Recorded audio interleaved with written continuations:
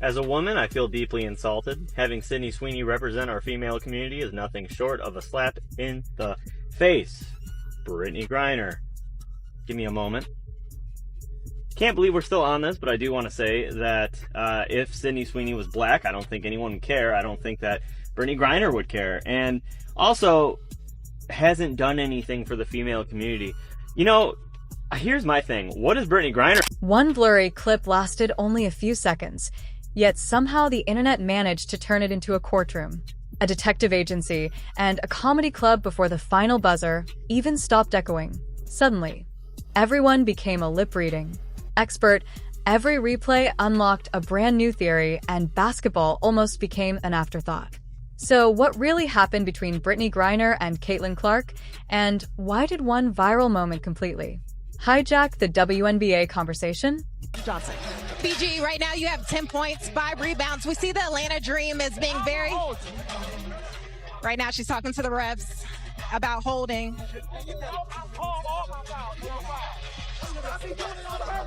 We're going to send it back to you guys. Very important questions. Why is her voice so deep? Oh, nah. Nobody expected a routine WNBA foul to ignite days of arguments that stretched far beyond basketball. Yet that is exactly what happened. One hard collision, one emotional reaction, and a few blurry seconds of video were enough to transform an ordinary regular season moment into the latest internet obsession. And I seen your tweet, but I ain't never seen the off night like with BG. That's I told y'all. Might spin on that. Yeah, I told y'all. That's your choice, brother. Live your truth. What? Now, when I told y'all last year that she might have an off night, she don't always want to be a nigga. She dropped it. BG, who is dropped that? it down.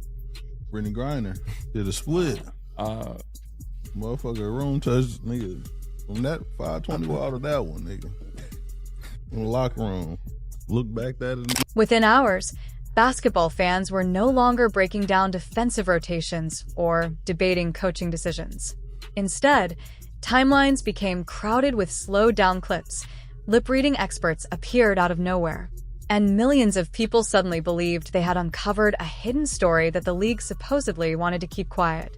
Say I look like a man and even question my gender. Let me tell you the truth. I am Brittney Griner. The controversy surrounding my appearance has never stopped. Some say I am a man. Others make jokes about my voice and physique. I am used to it. First, I don't care what you think of me. At the 2013 WNBA rookie training, I didn't attend a makeup class. I said, I don't need these things. I don't wear makeup. I don't wear skirts. And I don't cater to anyone's expectations of my appearance. Nike approached me to model menswear, and I accepted because that is the real me. Malicious comments only make me more determined. That is the strange reality of modern sports.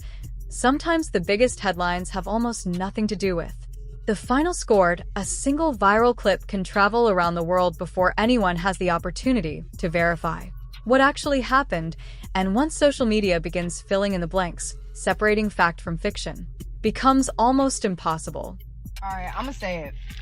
I don't care what y'all think. I do not like Brittney Griner. At all. I think she is toxic masculinity to the max, bruh. Like, what? You was back in this white in Russia, they ain't teach you nothing, huh?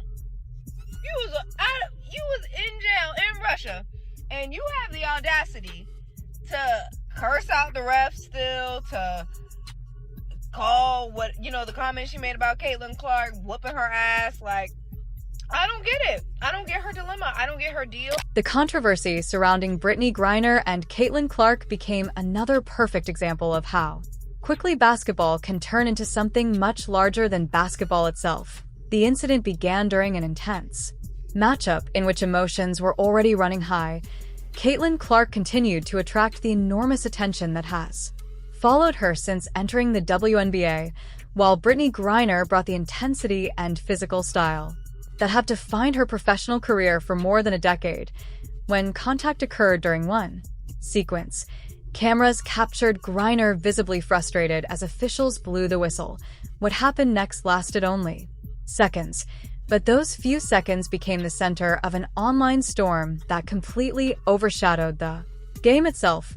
As the clip spread across X, Instagram, TikTok, and YouTube, viewers immediately began trying To determine exactly what Griner had said, thousands of users slowed the footage frame by frame, claiming they could read her lips with complete certainty. In fact, it seemed to encourage even more speculation. Every repost generated thousands of additional comments. Every reaction video inspired countless responses, and every new theory attracted an audience eager to believe they had discovered something everyone else had missed. I wish we had this when I was here. Boy, we would have blew the roof off this thing, but... What? What the Bro, I thought bro name was Brittney. Brittney Griner.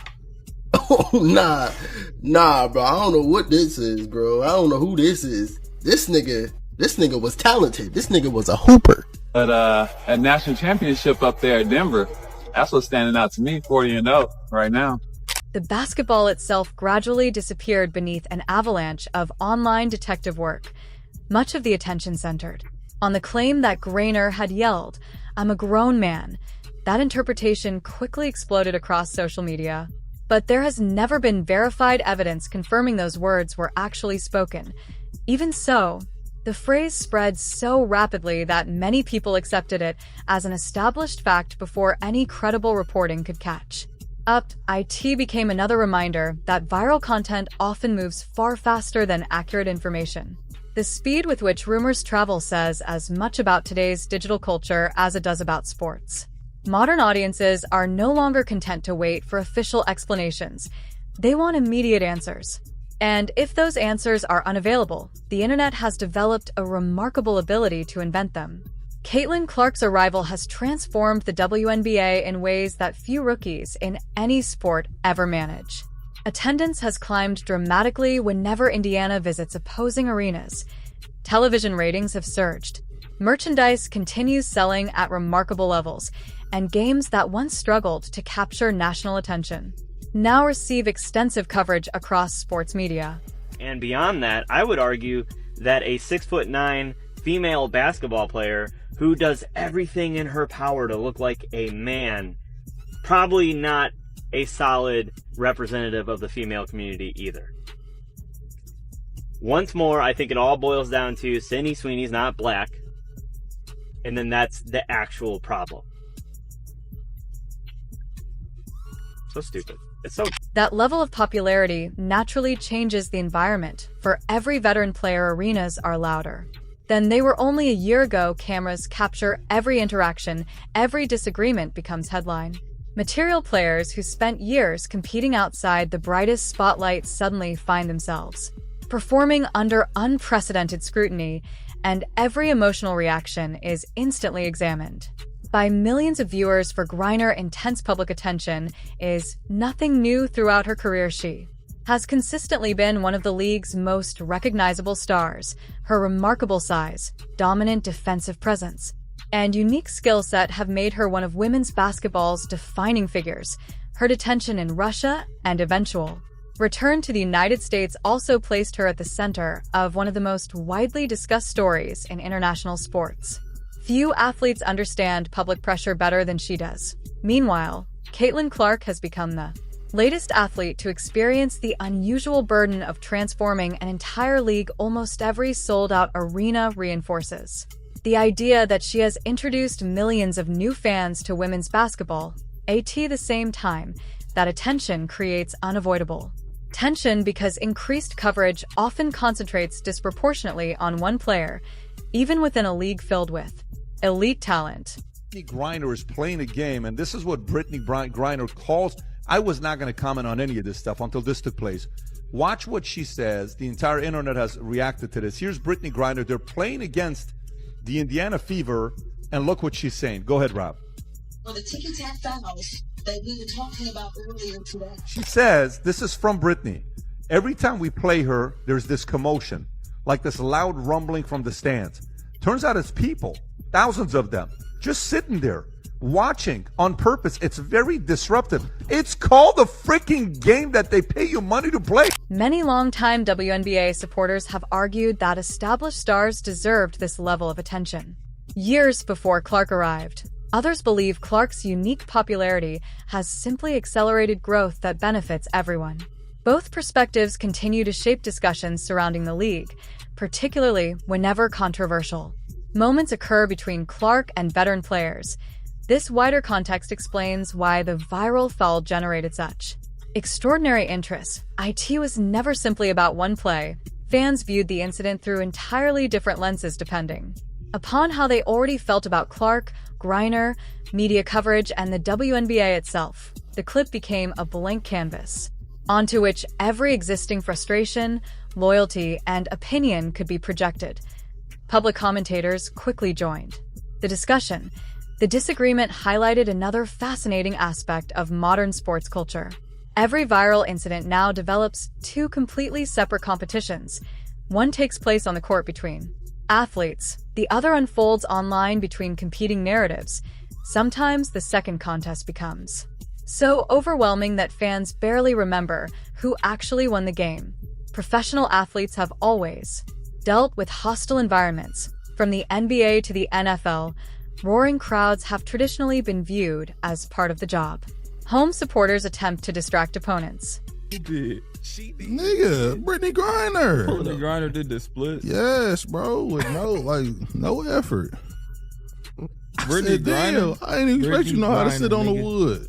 That's She crazy. did the splits and look back at it for sure. Yeah. Ugh. Now it wasn't tight. I was more amazed that she was that acrobatic. But damn, boy. A lot of violations in this entire statement.